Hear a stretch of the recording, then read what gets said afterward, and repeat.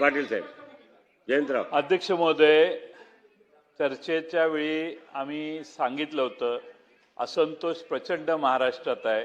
Smart मीटरच्या ठिकाणी हे स्मार्ट मीटर नाही, हे प्रीपेड मीटरच आहे. नंतर तुम्ही स्मार्ट मीटरच्या ठिकाणी प्रीपेडचा वापर करून तुम्ही सगळ्यांना आधी पैसे भरायला महाराष्ट्रात लावणार आहे, पुढच्या 2-3 वर्षात कराल. हे म्हणून लोकांचा आधी जे विश्वजित कदम यांनी सांगितलं ते बरोबर आहे. आवाजच्या सवा बिलं यायला लागली आणि जिथं 5,000 7,000 बिल यायचं तिथं 20 आणि 25,000 बिलं यायला लागली. रिपिटेशन होतं. त्यामुळे अध्यक्ष महोदय विषय रिपिटेशन मुद्दा सांगतो. वारंवार म्हणून मंत्री महोदय म्हणतात की अधिनियमात बदल केलेला आहे. लोकांचे जे ग्राहक आहेत त्याला न विचारता तुम्ही काय काय करताय याचा काय अंदाज लागत नाही आणि म्हणून या स्मार्ट मीटरला जनतेचा विरोध आहे. अध्यक्ष महोदय, जे काय मंत्री महोदयांनी उत्तर दिलं आणि त्याचं विश्लेषण केलेलं आहे त्याच्यावर माझा आक्षेप आहे. स्मार्ट मीटरच्या बाबतीत संपूर्ण महाराष्ट्राच्या ग्रामीण भागात आणि शहरीमध्ये आणि विशेषतः ग्रामीणमध्ये प्रचंड मोठा उद्रेक आहे. अध्यक्ष महोदय, सभागृहामध्ये विधिमंडळातल्या अनेक सदस्यांनी आमदारांनी ह्या बाबतीतल्या भावना व्यक्त केल्या होत्या की स्मार्ट मीटर बसवत असतानाची प्रक्रिया आणि जे खाली अधिकारी या विभागाचे खालच्या स्तरावर जे आरेरावी करतात त्या कुटुंबातली जी पुरुष व्यक्ती नसताना सुद्धा जर एखादी शेतकरी कुटुंबातला माणूस हा जर दिवसा शेतात गेला असेल, रानात गेला असेल तर जबरदस्ती घुसायचं, महिला मंडळींना कुटुंबातल्या लहान मुलाबाळांना दमदाटी करायची आणि ते स्मार्ट मीटर बसवण्याचं काम हे खालच्या स्तरावरचे अधिकारी घेतात. मी एक जबाबदार आमदार आणि लोकप्रतिनिधी या नात्याने बावनकुळे साहेब माझा अनुभव सांगतो, हे सिद्ध झालेलं आहे की हे प्रक्रिया करतात. हे अधिकाऱ्यांनी मान्य केलंय की आम्ही असं करतो, म्हणजे कुटुंबाला माहित नाही, कुटुंबातल्या प्रमुखाला माहित नाही. आणि हे स्मार्ट मीटर बसवल्यानंतर आवाजच्या सव्वा ही जी बिलं येतात त्याचं म्हणजे काही ठाव ठिकाण नाही, त्याचं टाळतंत्र नाही. म्हणजे ज्याचं बिल खरं 10-15 हजार यायला पाहिजे त्याला 60-70 हजार रुपये बिल येतं. हे कशासाठी चाललंय? आम्ही सातत्याने शासनाला सांगतोय की शेतकऱ्यांवर, सर्वसामान्यांवर, गोरगरिबांवर अन्याय होतोय. हा अन्याय कुठेतरी सरकारने रोखला पाहिजे ना. नुसतं विधिमंडळामध्ये पुस्तकी उत्तर देऊन काय उपयोग? अध्यक्ष महोदय, हे बरोबर नाही. ह्याच्या बाबतीत सातत्याने आम्ही भूमिका घेतोय की हे स्मार्ट मीटर जबरदस्तीने बसवणे नाही. महाराज भुक्तभोगी आम्ही तर आहोत. पण मी तुम्हाला सांगतो की महाराष्ट्रामध्ये जसं मुख्यमंत्री मोदयांनी सुरुवातीला सांगितलं की स्मार्ट मीटर हा ऐच्छिक राहणार आणि ऐच्छिकच ठेवा. जबरदस्ती त्या कॉन्ट्रॅक्टरची लोक जाऊन लोकांना धमकवून ते जबरदस्ती मीटर लावतात.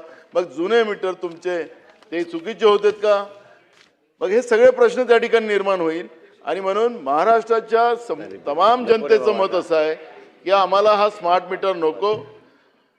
हे आमची भूमिका आहे आणि त्याच्यावरचं स्पष्टीकरण यावं अशी भूमिका आहे अध्यक्ष महाराज. नाहीतर इथं आपण हा प्रश्न नाही सोडवला तर काय अर्थ आहे? नाना बोलताय. या मीटर मध्ये अध्यक्ष महाराज बोलतायत. प्लीज या मीटर मध्ये कुठलाही कन्सल्ट घेतला जात नाही. मीटर लावताना अध्यक्ष महाराज याचा क्लाउड कुठे आहे माहिती आहे? महाराष्ट्रात नाही आहे, चेन्नईमध्ये आहे. हे मीटर रीडिंग तिथून होतं. अध्यक्ष महाराज हा कुठला खेळ लावलाय महाराष्ट्राच्या जनतेसोबत? कुठे करा ना, अमेरिकेत ठेवा. अमेरिका तुमच्या जवळ आहे तर कुठेही ठेवा. म्हणजे काय? कुठे ठेवा म्हणजे काय?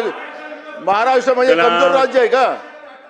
चला याची महाराष्ट्र काय कमजोर आहे का? माझा इकडे बघा, तुम्ही अमेरिकेत ठेवा ना, सगळं अमेरिकेकडेच आहे. पण माझा मुद्दा असा या निमित्तानं माननीय अध्यक्षांना विनंती करून याची वेगळी चर्चा लावा, कारण हा विषय इथे संपण्यासारखा नाही आहे. त्यामुळे आपण याची वेगळी चर्चा लावूया. प्लीज कन्क्लूड करा.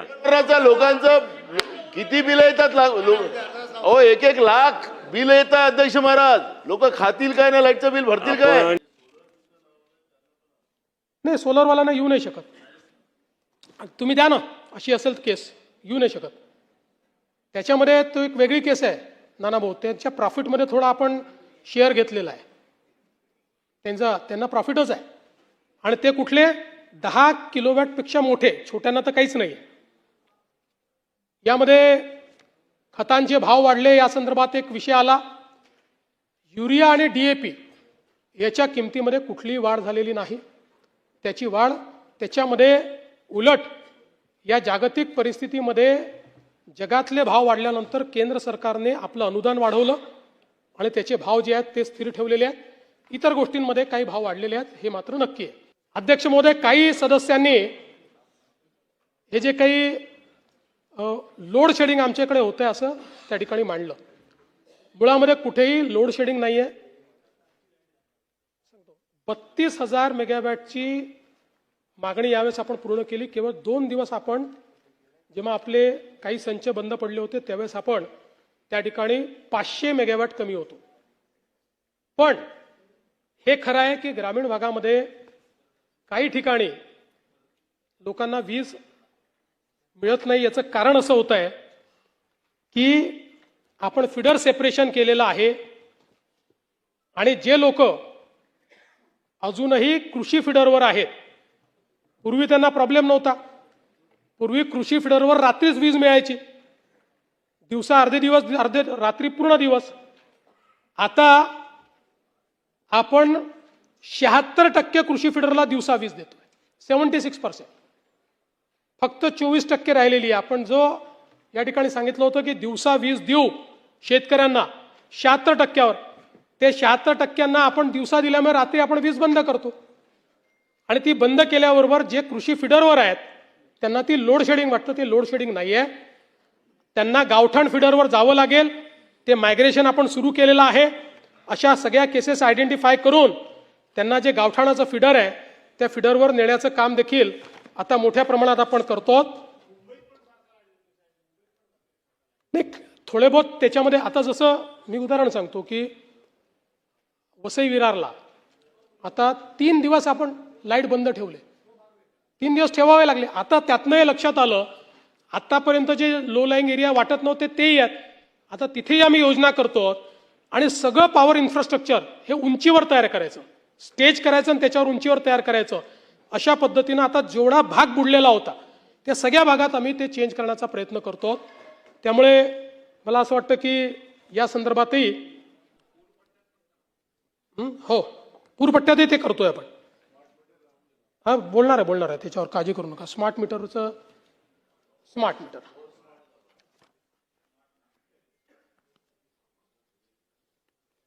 खरं म्हणजे राज्यामध्ये आता तर देशातच सगळीकडे स्मार्ट मीटर लावणं कंपल्सरी झालंय. आपल्या राज्याने 1,23,00,000 स्मार्ट मीटर्स लावले आहेत. म्हणजे आपण मोर दॅन 50% आता पोहोचलेलो. 1,23,00,000. यामध्ये तक्रारी किती ग्राहकांकडनं आल्या? 3,92,000 ग्राहकांकडनं तक्रारी आल्या. जिथे तक्रार आली तिथे आपण दुसरं मीटर घेऊन जातो आणि त्यांच्यासमोर तपासणी करतो.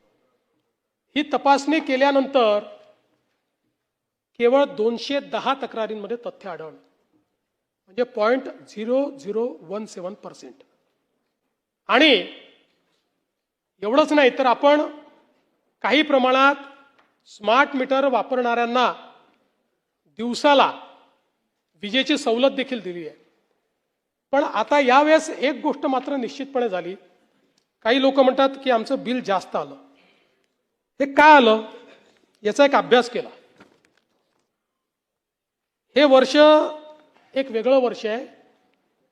3 महिने हीट वेव्ह आहे या वर्षामध्ये. आणि त्यामुळे आपण बघा की उन्हाळ्यामध्ये आपलं जे कन्झम्पशन 28,000 मेगावॅट असतं ते सातत्याने 3 महिने 32,000 मेगावॅट आहे.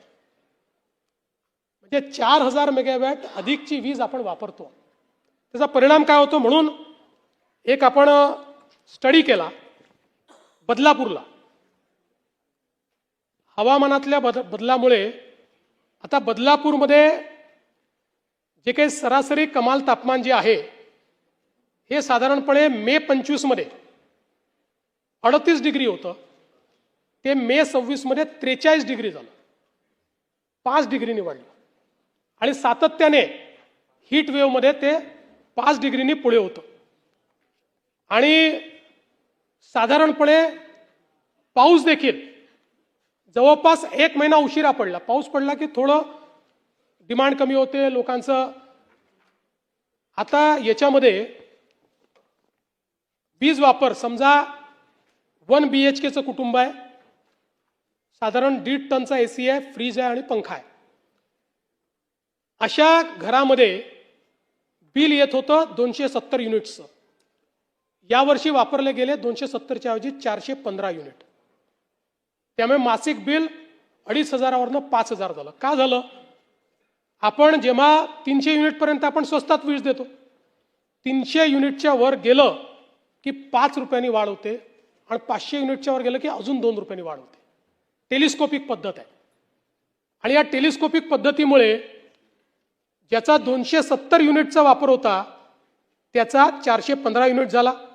2 BHK जो आहे याच्यामध्ये त्यांचा वापर अंदाजे 425 युनिट होता, तो झाला 655 युनिट आणि 4,500 वरनं 8,000वर त्यांचं बिल गेलं.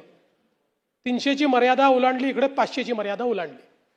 आणि म्हणून याचा काही स्मार्ट मीटरशी संबंध नाही. जिथे स्मार्ट मीटर लागलं नाही त्याही ठिकाणी अशाच पद्धतीची बिलं आलेली आहेत. कारण एक्सटेंडेड उन्हाळ्यामुळे आणि हीट वेव्हमुळे विजेची मागणी अधिक होती आणि जास्त प्रमाणात वीज आपण वापरली आहे.